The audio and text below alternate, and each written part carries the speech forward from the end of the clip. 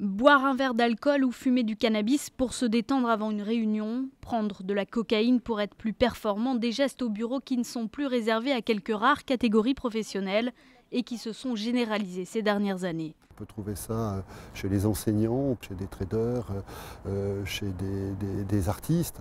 On sait qu'on trouve ça dans des métiers très physiques. Une consommation de substances addictives qui serait due à l'évolution du travail en entreprise, où l'on valorise de plus en plus le rendement et l'effort individuel plutôt qu'un travail d'équipe.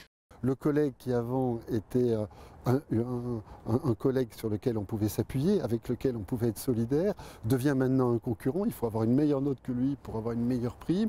Et donc ça génère un certain nombre de consommations. Parce qu'ils peuvent se priver du jour au lendemain de l'alcool ou d'autres substances, ceux qu'on appelle les dopés du quotidien ne sont pas considérés comme toxicomanes. Leur consommation équilibre leur comportement au travail, mais le risque de chute dans la dépendance existe. On se dit c'est pour la bonne cause, donc ça peut être que bon. Et en fait, on rentre dans un processus qui petit à petit peut être dangereux. Autre conviction de ces chercheurs, si des tests étaient effectués dans des entreprises, une grande majorité des salariés seraient positifs à l'une de ces substances addictives.